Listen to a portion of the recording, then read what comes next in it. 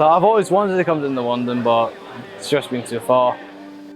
We got on a bus from the high school, and then we went to Edinburgh Airport on a plane all the way over to London. Yesterday would have been my first time.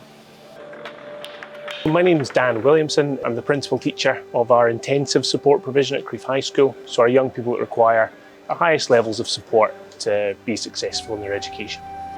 Live Active introduced us to table cricket only 4 or 5 months ago. We were lucky enough to get to the Scottish Championships, and the kids did an amazing job and won. So here we are. To get a team down from Scotland, obviously logistics of trying to work around getting 6 children with varied disabilities down can be a challenge, and then getting on a flight, as we've heard today, that's some of the kids' first experience of flying, for example, coming down. The way they've represented themselves and represented Scotland today has been absolutely amazing. What we know is some of the more traditional sports can be overwhelming or not as accessible or inclusive by nature and design, and that's no fault of the sport. Whereas table cricket allows anyone, regardless of level, access to a competitive, if they want it to be, level of sport, which is amazing, and some of our young people have thrived on that.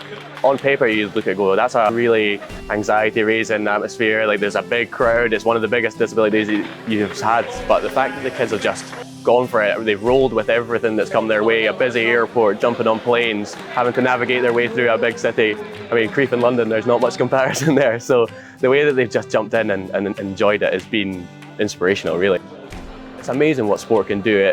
The confidence that young people take from achieving, working as a team, and losing is part of that as well. Like the resilience to come back from that is something that only sport can achieve, and learning about life through the sport that you're playing is so important. Table cricket is just a great example of how that works. But seeing young people out of their school environment and seeing them flourish at something, as you say, a few months ago we didn't even know existed, has just been incredible.